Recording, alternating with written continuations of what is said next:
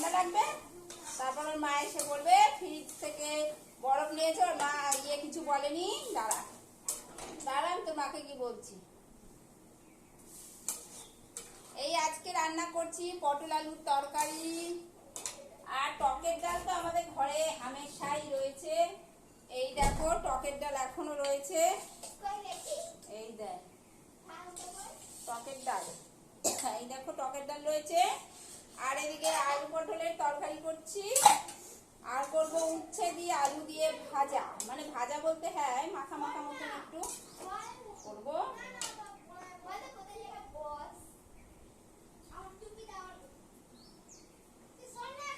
এই তো ডালটা একটু গরম করে নিই।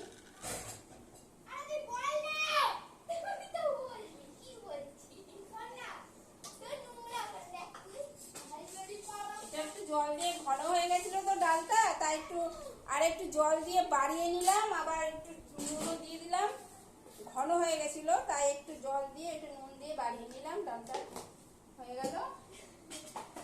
যত কম গরমের মধ্যে যত কম রান্না করে ঘর থেকে বেরোনো যায় ততই ভালো। তবে দুদিন ধরে তাপটা অত লাগছে না, সহ্য করার মতো হচ্ছে।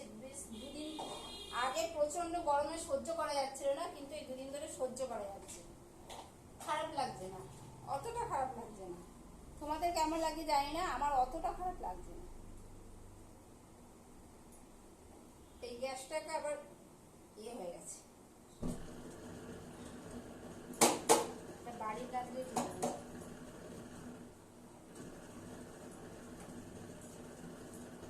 চা খাবো। এবার চা খেতে ডাকছে আমার বান্ধবী। এখন বাজে কটা? 10টা। এখন বাজে 10টা। দেখো সকালবেলা একবার চা খেয়েছি, বাড়িতে চা খেয়েছি, রচা আর মুড়ি, শুকনো মুড়ি। এটা আমার সকালে ঘুম থেকে উঠে খাবার হচ্ছে রচা আর শুকনো মুড়ি। কাজের ফাঁকে ফাঁকে আমি এটা করে খেয়ে নেবো। আর এখন আমার বান্ধবী ওদের বাড়িতে চায়ের এখন একটা আসর বসবে, সব 3জন 4জন মিলে খাবো। সেখানে খাবো দুধ চা, তার সঙ্গে আরো কিছু আছে, চানাচুর আছে, এই আছে, টুকি থাকে, অনেক কিছু আছে, তো সেগুলো খাবো। এখন বাজে 10টা। 10টার সময় আর একবার চা খাবো। যতই গরম পড়ুক আমাদের চা 3-4 বার চলবে। এই দেখো ওই যে মেয়েটা দেখছো, ওদের বাড়িতে যাবে। ওই মেয়েটার মা, ওদের বাড়িতে একটা আড্ডা বসে আমাদের সকাল সন্ধ্যে চায়ের আসর।